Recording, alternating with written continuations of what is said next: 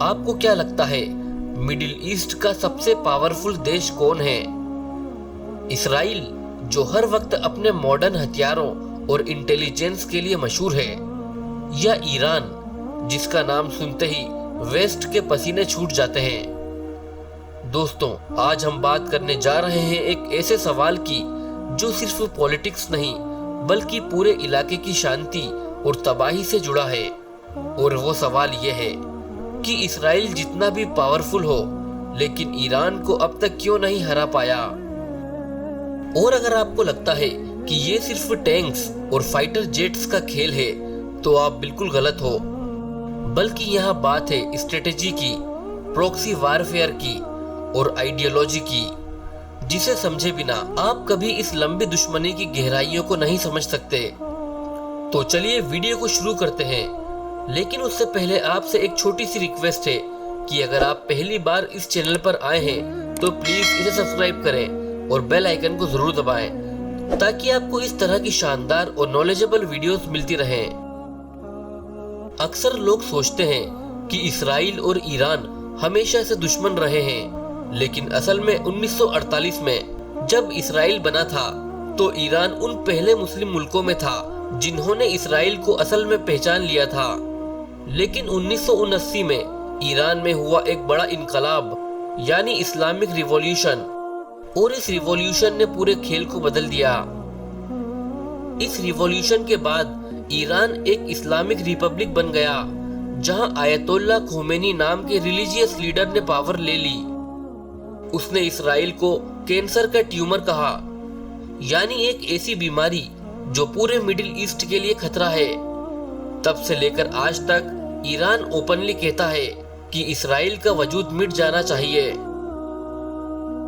दोस्तों, इसराइल के पास दुनिया की टॉप मिलिट्री है, एडवांस टेक्नोलॉजी है, न्यूक्लियर वेपन्स हैं, मोसाद जैसे इंटेलिजेंस एजेंसी जो दुनिया के सबसे डेंजरस और इंटेलिजेंट लोगों से भरी हुई है, और अमेरिका जैसे सुपर पावर का सपोर्ट है। लेकिन फिर भी इसराइल अब तक ईरान पर डायरेक्ट हमला नहीं करता। आखिर क्यों?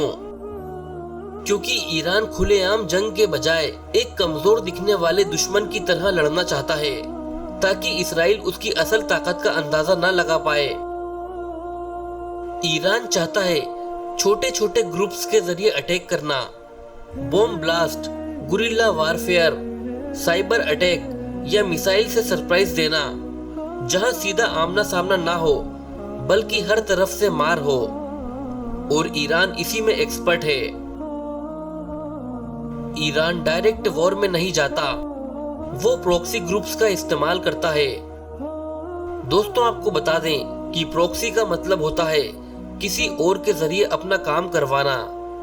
जैसे आप अपने दुश्मन से खुद न लड़ें, बल्कि किसी तीसरे बंदे को पैसे और हथियार देकर उसको लड़वा दें। ईरान ने अपने प्रॉक्सी ग्रुप्स पूरे मिडिल ईस्ट में फैला रखे हैं। Number 1, Hezbollah. ये एक मिलिटेंट ग्रुप है जो इसराइल के नॉर्दर्न बॉर्डर पर रेडी रहता है। ईरान से इसे फंडिंग मिलती है और हथियार भी मिलते हैं। Number 2, Hamas. ये पैलेस्टाइन में एक्टिव है और इसराइल के खिलाफ रॉकेट अटैक्स करता रहता है। Number 3, Houthis. ये भी ईरान के क्लोज हैं और सऊदी अरब के जरिए इनडायरेक्टली इसराइल पर प्रेशर बनाते हैं। और नंबर 4, शिया मिलिशियाज। ये ईरान के ट्रेंड फाइटर्स हैं जो उसकी आइडियोलॉजी के लिए लड़ते हैं। अगर इसराइल ईरान पर अटैक करता है तो ये सब ग्रुप्स इसराइल पर एक साथ चारों तरफ से अटैक करेंगे। इसे कहते हैं मल्टी फ्रंट वॉर, यानी एक ही वक्त में इसराइल को अलग अलग इलाकों में जंग लड़ना पड़ेगी। ईरान के पास एक जियो स्ट्रेटेजिक लोकेशन है, यानी ऐसी जगह जो जंग के वक्त बहुत ही चैलेंजिंग हो जाती है। नंबर 1, ईरान पहाड़ों से घिरा हुआ है।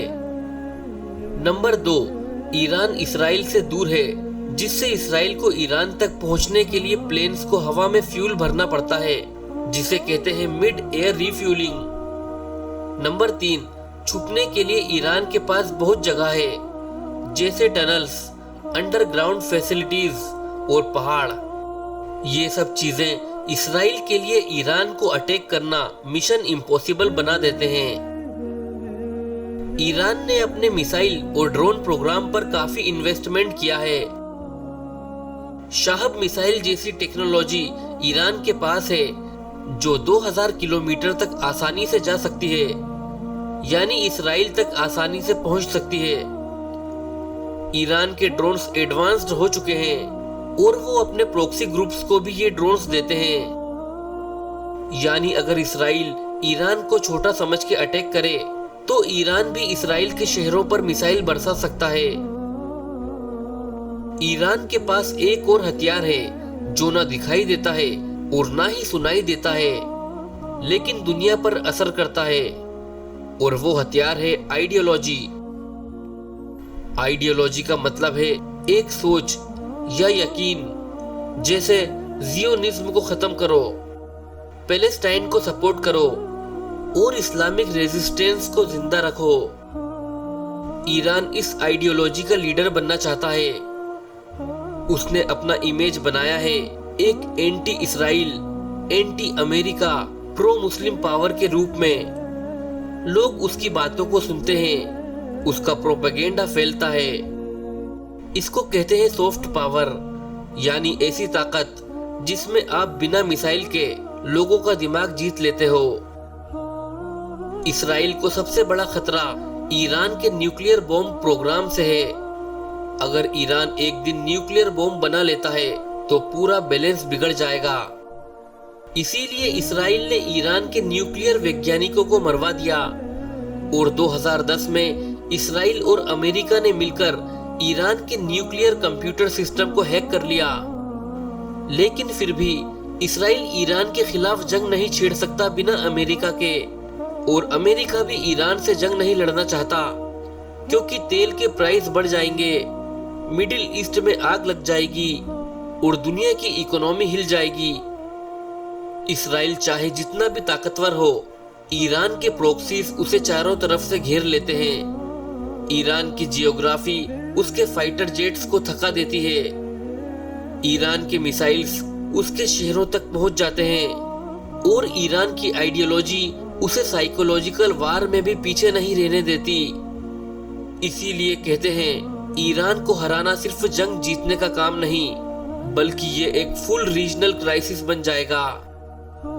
अगर आपको लगता है कि इस तरह के इतिहास और जियोपॉलिटिक्स समझना जरूरी है, तो वीडियो को लाइक करो, शेयर करो और चैनल को सब्सक्राइब करो।